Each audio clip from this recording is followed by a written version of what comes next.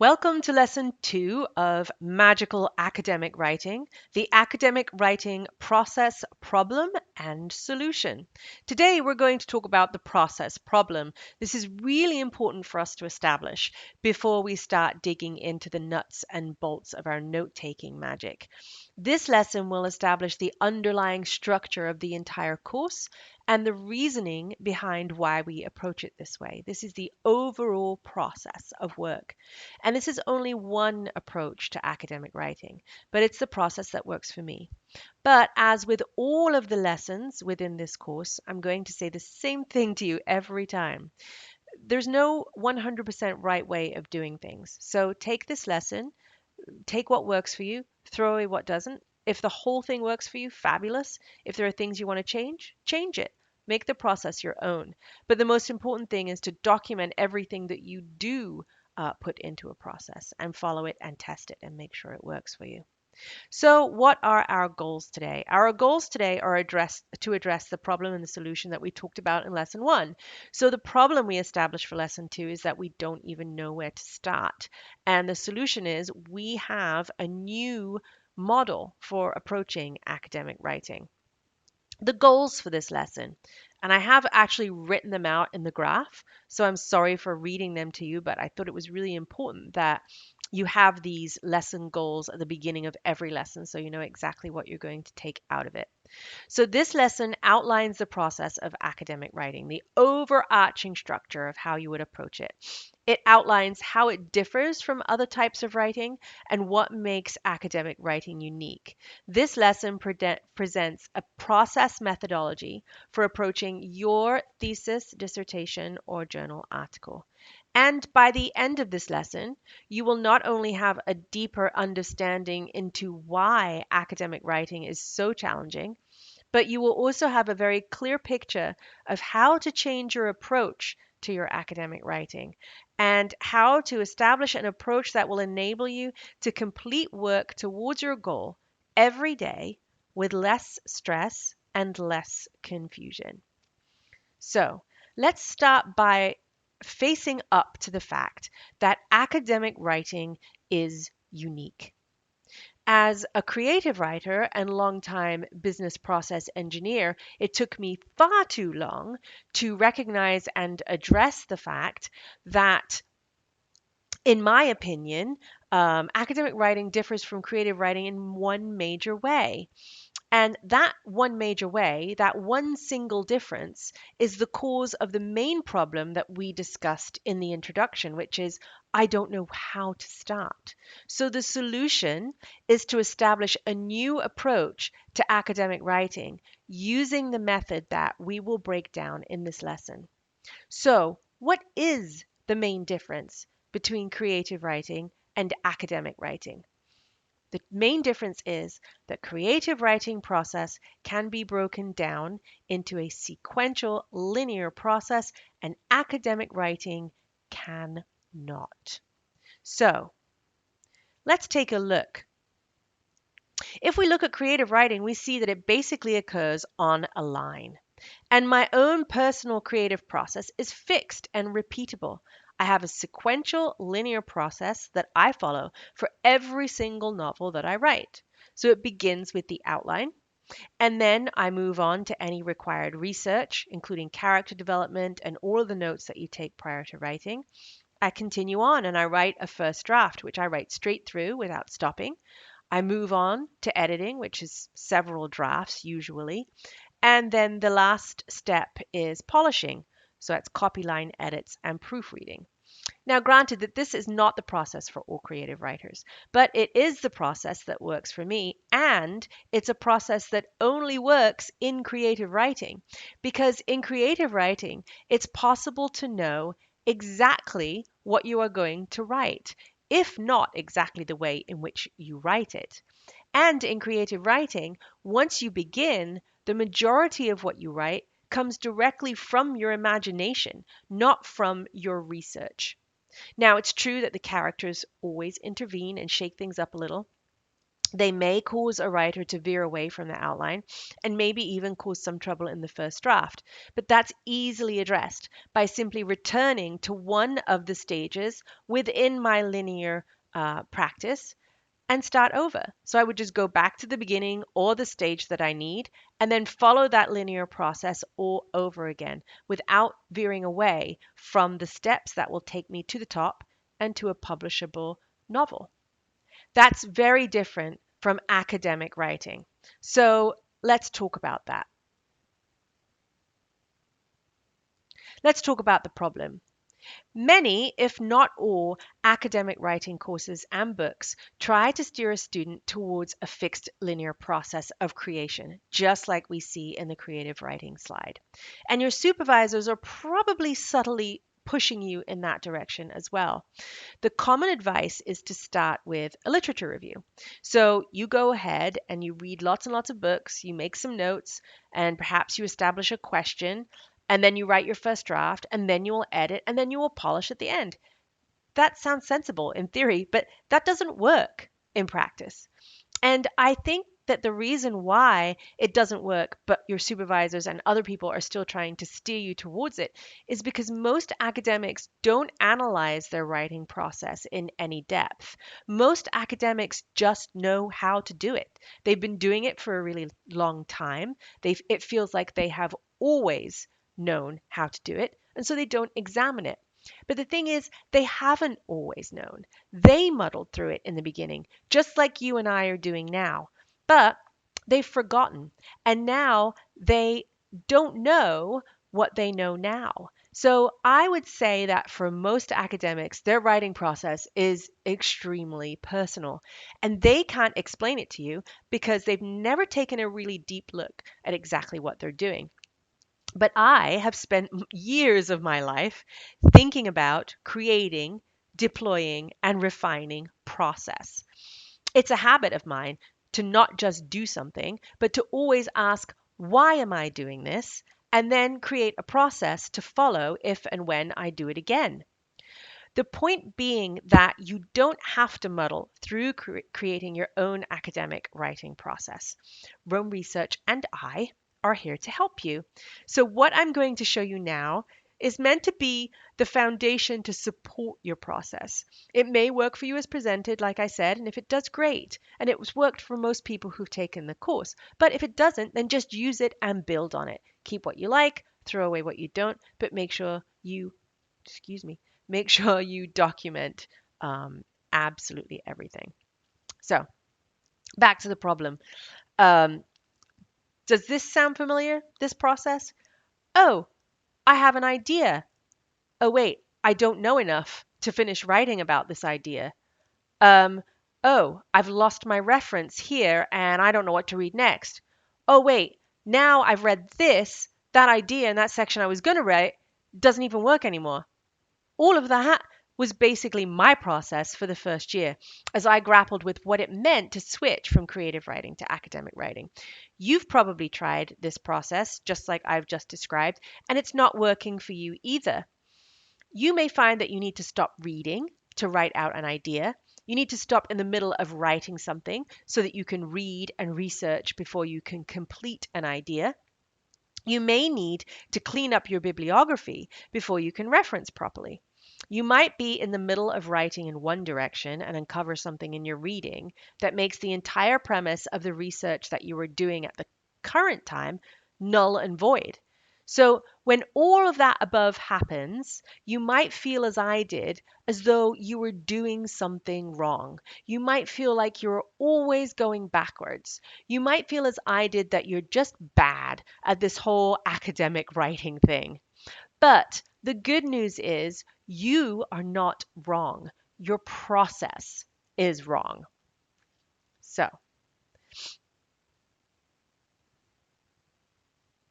academic writing is a process. It looks something like Jeremy Bearimy. And if that reference doesn't work for you, here's a nerdier one that works for me. It's non-linear. It goes all over the place. It doesn't start at point A and end at point B. It goes to all these different points in between. Again, non-linear. So The question is, how do you as a writer manage that? Well, this lack of inherent linear process and my steadfast commitment to sticking to a linear process caused me no end of frustration throughout the first year of my work. I was cruising along with my creative component with no issue because I know how to write a novel. It was something I knew how to do. I had done it before, but my critical thesis component wasn't even getting off the ground. I was stuck solid in the mud. I was reading a lot. I had a pretty clear, firm idea of what my question might be. And my amazingly supportive supervisors kept saying to me, write something, write something. And I just couldn't do it. I could not figure out what my resistance was battling so hard against and why I couldn't sit down to write. And what I eventually discovered is that the reason I was not progressing is because I was using the wrong process. So let's look at the solution. I invented a new process that works for me and should work for you. There are 4 sessions, 4 processes that we will dig into a lot deeper in future sessions, in future lessons. But this process means that it is not linear. You do these things in blocks. Instead of trying to force a linear process onto my thesis writing, I now segment the work into 4 distinct sessions that I work on selectively and individually, multiple times, and in any order I want to, right? So that is the big difference. I don't try and follow a linear process. I just put all of the things I do into these buckets, into these processes. I work on them multiple times and in any order I want to. So, what are these 4 sessions? In the first session, which is collect, reading, and writing, you take smart notes. You collect them efficiently and effectively so that you can use and find them easily later on in the organizing session, which is the curate session, organizing and writing. During this session, you complete most of your admin work. You curate your consumption. You prepare all your sources, and you can complete all of your bibliographic work.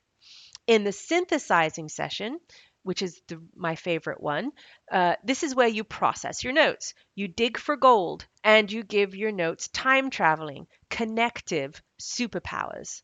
And in the last session, you will work actually on the creation of your thesis or dissertation, and all your writing happens here. But because of the other blocks, when you sit down to write, you will never ever be looking at a blank page. Let's look at another graphic, which I think might help you. And again, you can download all of these. I pointed out in the intro video, and I will point out again here, that the word writing is in the title of all of these sessions. So writing happens all the time. It is the key to getting your thesis out and on the page. But in this process, it happens throughout your work and not just when you are sitting in front of your thesis draft. So it's so important to remind yourself that the writing that you complete during all of these sessions, it counts. It's going to take you longer in the upfront sessions before you start to write, but that time is worth it for the time that it takes off during the creation stage. The words that you have are the result of real work, and they contribute real progress towards your goal. So, whether you're writing a dissertation or a thesis or even just your first journal paper, working on these sessions one at a time with focus is exactly how you progress.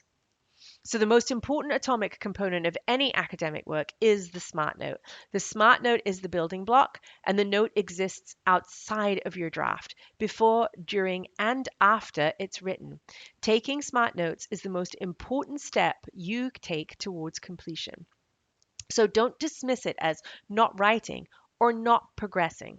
So since the note work is the most important part of the process, we'll be focusing on the collection section first and foremost. But before we begin digging into all these sessions individually, which is what we do in the rest of the course, I want to talk to you first about process and productivity. But before that, take a look at this graph. So in the existing progress process, what you are probably doing is spending time on your literature review. Most of that time is probably reading, taking notes in the margins, maybe collecting notes in some PDFs, maybe writing something separately in your notebook. That is the note taking portion. And then all of the writing, the real writing that you do, happens during the creation stage. And the creation stage is usually the time when you are completely pulling your hair out. But with the new process, you can see that we're writing all the time. We're writing in the collecting phase, we're writing in the organizing phase, we're writing in the synthesizing and the creation. And look how small that creation circle is compared to synthesizing. By the time you get to create, it shouldn't be a pull your hair out moment. It is the moment where you are ready and willing to pull all of your ideas and all of that synthesizing together into a finished project product. Okay, so as we have established, the process of building a thesis is non-linear, but that doesn't mean that that there's no process whatsoever. If there wasn't a process, you would just take these sessions and work on them willy-nilly. Yes, it's true you can switch between the sessions outlined above as frequently as you need to in order to progress your development, but just working on them willy-nilly wouldn't really progress you towards your final creation. Each one of the sessions defined above contains its own unique process, which again we will review over the coming lessons. Having individual processes for each session frees you from the nagging urge to follow that strict linear path to your desired result.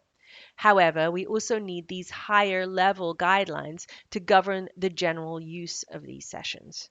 So, what can help us here are the principles that are covered in Cal Newport's book, Deep Work. If you haven't read it, it's in the reading and references page in the magical note taking graph. It's also linked directly right here. If you're in the graph, you can click on there and it will take you to the details. Let's talk about the deep work principles. Distraction-free concentration. So what are the principles of deep work that we implement in order to make sure that we've got a process working for working within these blocks, but we're still focused on moving towards that final goal? The first thing that's very important is having distraction-free concentration. So the definition of deep work is performing activities in a state of complete distraction-free concentration. And it's only when you are within this state that you can push your cognitive abilities to their limit. You won't be able to learn a new skill or further develop your research capabilities unless you are working in a deep work state, and continually pushing your cognitive limits and working in that state all the time. So, this approach is also known as purposeful or intentional practice. So, sports figures do it, musicians do it, writers do it. If you have a skill you want to improve, sit down and purposefully practice. And academic writing is a skill that you can improve if you work on it. So, the most controversial take on this idea of intentional practice is that no one is born with an exceptional innate ability for one thing. Some people believe that anyone can become a top performer in any skill if they just put in enough practice. And this idea is championed by Seth Godin and also dissected in Malcolm Gladwell's idea of 10,000 hours that he promotes in his book Outliers, which is another great book. And also, it's covered in Jeffrey Colvin's excellent book, Talent is Overrated. So, if you ever have imposter syndrome and you feel like perhaps you just don't have an innate talent for academia, go and pick up one of these books or read some of Seth Godin's stuff, and it will make you feel better and make you feel like as long as you practice within this structure, within this process, using deep work principles, you will be able to develop this skill. All of this is to say, nothing is out with your reach if you focus. So, how do you focus? You focus with deep work and distraction free concentration. And to find that focus, you need to step out of the shallows, which I'm sure is where the level that many of you are working right now, as I was. So, shallow work is that work that you do outside of a deep work session. Shallow work is work that anybody could do if they gave it enough attention. There's no deep value to it in terms of what it produces, and it is not cognitively demanding. So you can think of it in terms of work that you could probably outsource if you had the resources to do so. So proofreading and copywriting and things like that. The work might be very important, like logistics tasks for your company or administrative tasks that you can perform while you're semi-distracted and other things like that. But it doesn't have to be you that does it. You could outsource it. So, although most of us don't have a troop of postdocs at our disposal, all of that work actually falls to us. So, we will see some of that work appear in the curate session. And some of that work will fit under this definition. And we'll discuss the pros and cons of that when we get deeply into the curating session. What you need to reach in order to get into distraction free concentration is a state of flow. And the good news is it's possible. So the next question is, how do we achieve this distraction free concentration? And the way you do it is aiming for a state of flow. In his book called Flow, Mihaly Csikszentmihalyi, and I've probably mispronounced that, but I did look it up, and it's in the resources, describes flow as a mental state during which people are so involved in the activity that they are doing that nothing else seems to matter. So when you find flow, it means that the experience of working on that activity is so enjoyable that people continue to do it even at great cost, just for the sheer sake of doing it. And that is the state you want to be in when you're working on your thesis. Imagine how much fun your academic life would be if you felt that way every time you sat down to write. I am confident that by the end of the course, you will feel that way, at least sometimes, when you sit down to work on your writing. So, how do we find a state of flow? There are very, very simple tools and tricks that we can follow to make sure that we have the best chance of getting into that state. Let's talk about them. Close these up so you don't have to look at them. The first one is scheduling. How do we do it with scheduling? If you are intending on pursuing deep work and would like to ensure a state of flow, you must think about timing. It is a proven fact that it takes about 30 minutes to enter a state of flow. So you have to help yourself by setting up cues that will get you there faster. But it means that you need more than 30 minutes of work to be doing work in any of the three sessions, other than curate, that requires that you are in a deep work state, a state of distraction free concentration. So, it is my suggestion that you try always scheduling your work in 2-hour blocks. It doesn't matter when those blocks are. They can be at any time of day that works the best for you, but schedule at least 2 hours of work in a single session. Okay? So the next thing is to limit your daily work time.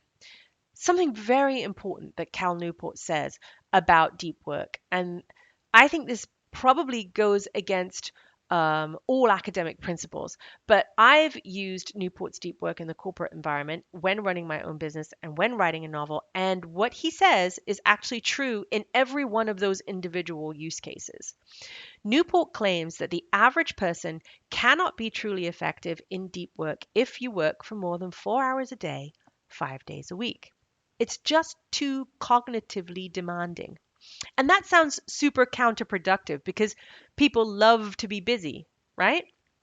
And so the way that even especially in corporate life right now, people are measured is by how much time they spend working and not necessarily by the quality of the work or the results that they produce, but by the time they have their but by the time that they have their butt sitting in their chair or in their desk or in the PhD case at the lab or in your desk.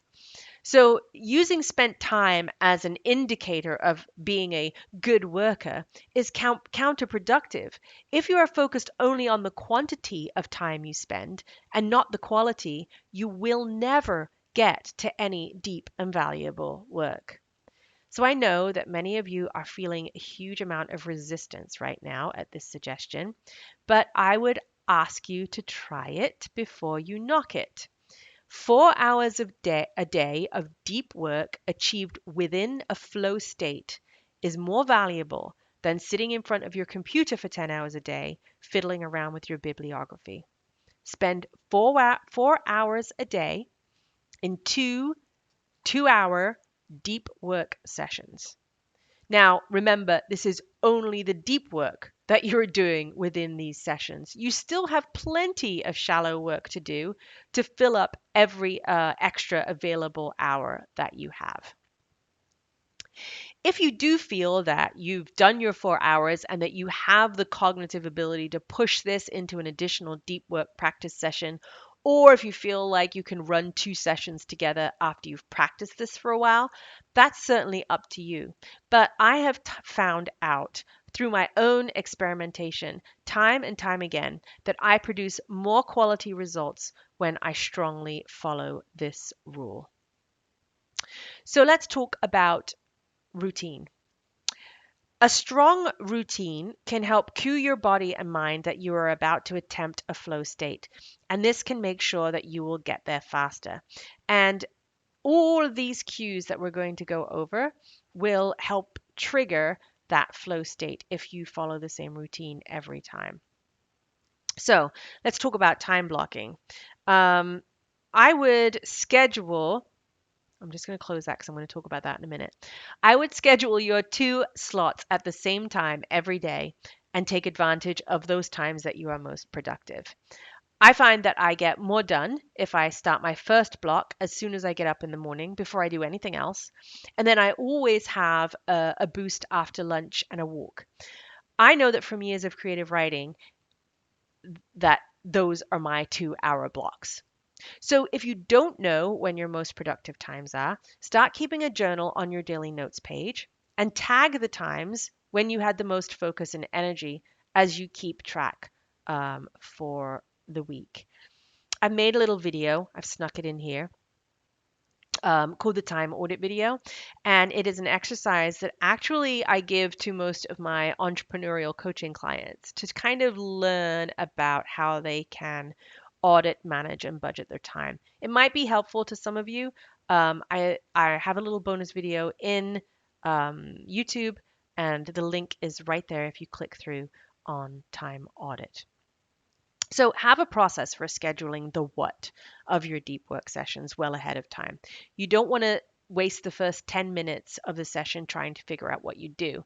So I have a weekly and daily process for this. We're going to go through those in next week's lesson. I schedule the work to be done within the week. And then during my daily close, I open and schedule the work for the next day, depending on my weekly objectives. And again, we're going to go through that in the next lesson. There is no such thing as multitasking. Don't buy into the myth. Cal Newport will tell you that people who multitask all the time, they have a problem. They cannot filter out the irrelevant information that's coming into them.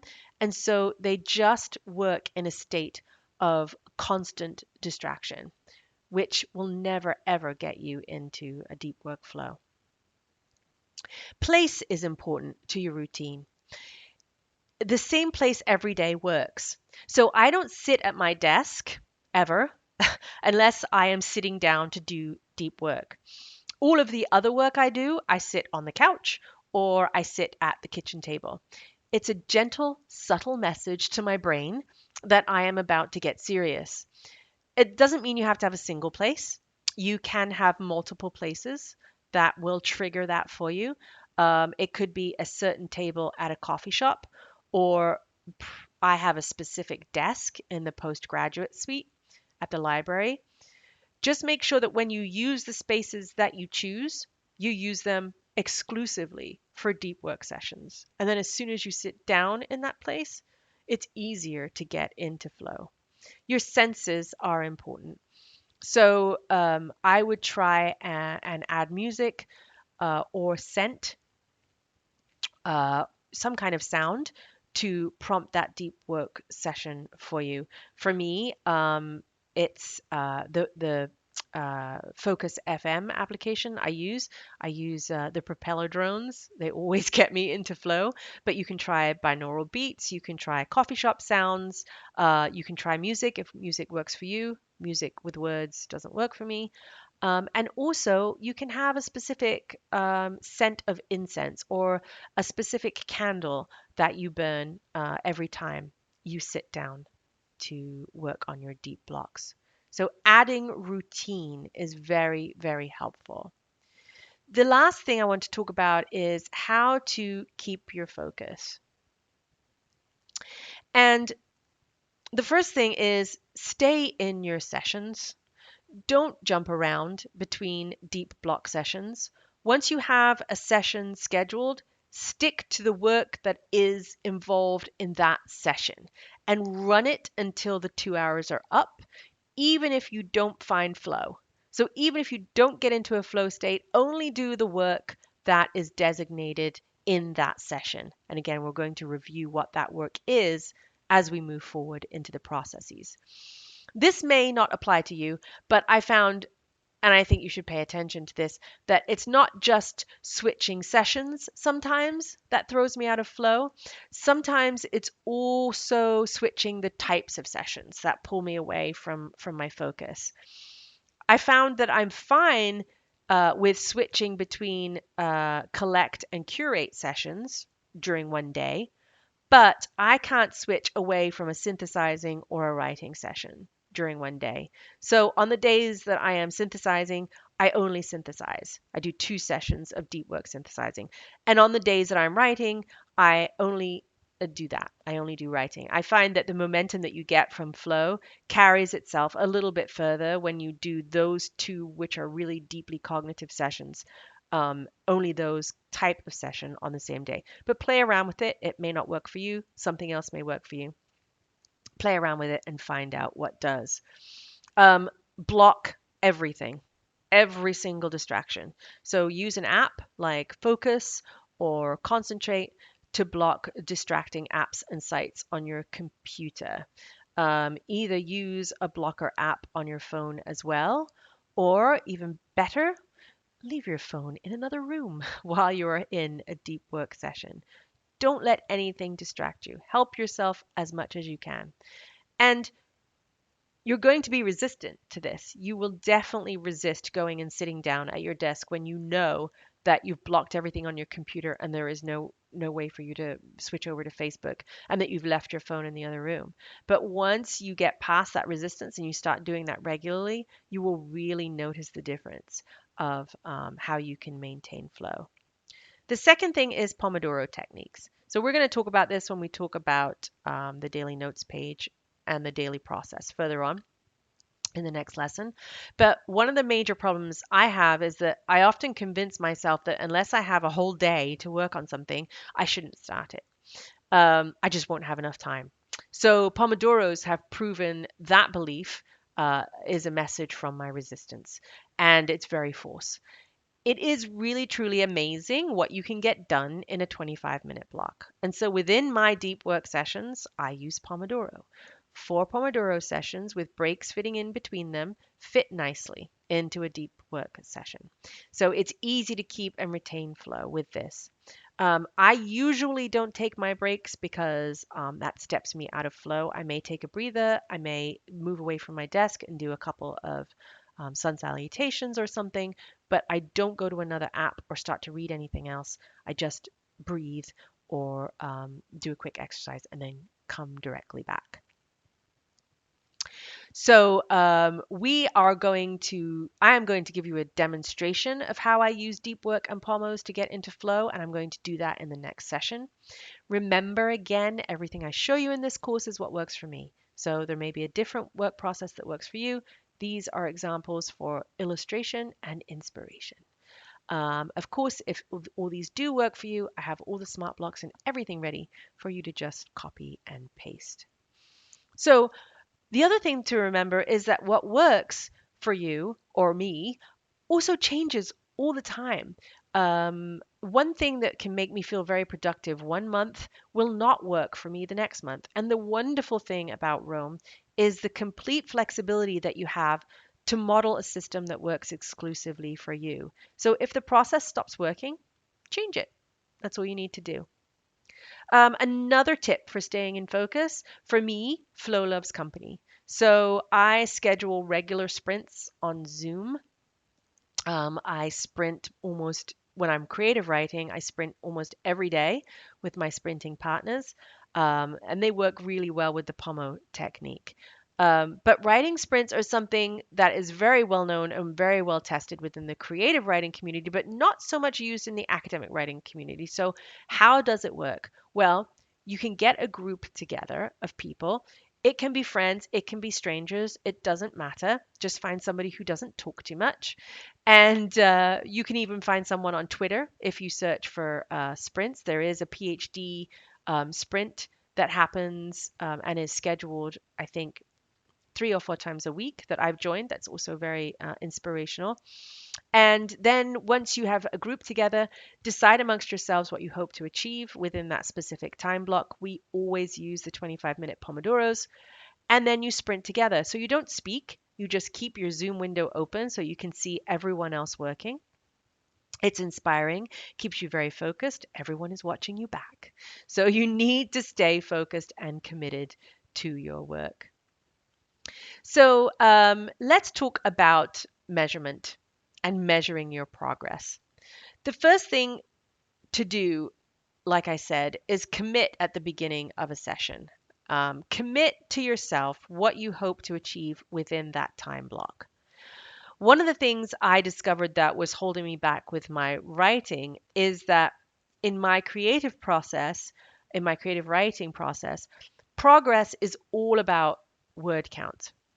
So the more words you have written in the draft, not elsewhere, the closer you are to completion. Because for me, again, that process is completely linear. Once I start writing, I write through that first draft until I am done. And for a creative writer, this is an extremely motivating measure that will drive you to completion. So when I first started my thesis draft, I was trying to use word count as a measure for how close I was to completion. And of course, the first draft of my thesis, I wasn't even getting close to any words in the thesis because I was too busy messing around and floundering in other areas. So that made the word count measurement for me extremely demotivating. So while I have seen word count used as a measure of academic writing process, I think that measure is self-defeating and bad habit making because as you'll see, most of the words you write actually come before you even get to drafting. And if you aren't counting those words that you're writing, you'll feel like you aren't progressing and you'll avoid doing any work outside of your draft, which means avoiding all the synthesizing, which is the most important writing that you will do as an academic writer. So the question is, what do we measure? So instead of measuring uh, word count, if you are going to measure the work completed within your 4 sessions of collect, curate, synthesize, and create, the simple fact of measuring anything will keep you moving forward. So, whatever the type of work you are doing, make sure you pick a measurement that shows your progress. So, at the end of the day, You can look back at everything you have done and you can acknowledge to yourself that although you have written 0 words in your draft, you've been extremely productive and you are moving forward towards completion. So maybe you measure the hours of deep work that you have completed. Measure the number of notes that you synthesized. Measure the word count of your notes, because that word count will probably end up in your thesis anyway if you follow the processes we're about to lie it out. Measure the pages that you've read, measure the Rome pages that you synthesize, measure any connections that you've made between notes, measure your bibliography citations, measure everything that you do so that at the end of the day, you don't look back and have the ability to say to yourself, oh, I didn't do anything today. Because if you follow these processes, you will always be doing something and you will always be taking major steps towards that finished process. Okay, so in summary, what did we talk about today? We talked about a new model for approaching academic writing. We talked about the fact that that new model is non-linear and you don't focus on the draft.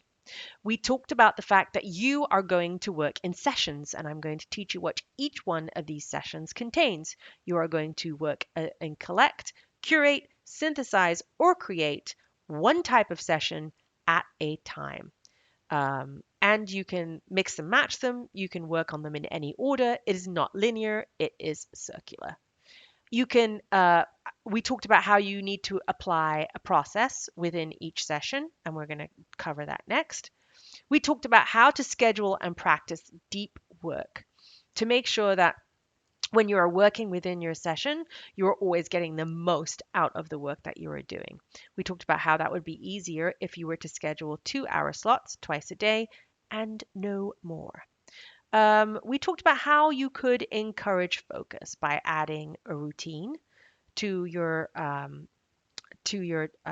daily time blocking. And also, we talked about how you should measure for motivation. So don't measure to punish yourself, measure to motivate yourself. So pick measurements that you can actually see growing and blooming every single day. So the course in action, there's no assignment for today because we are about to get in some really deep, heavy work. So there's nothing that you need to specifically do. Just start thinking about your own process. We're going to go deeper into daily and weekly process in the next lesson. But if you start thinking about it today and before you take the next lesson, that will be good. What's next? Setting up for success. So in the next lesson, we're going to talk about how to set up Rome research so that it will work the best for you, and also what tools and what processes you can implement right now to start you off on a great foot. That's it for today. Thanks very much for your attention. Onwards and upwards, and I'll see you next time.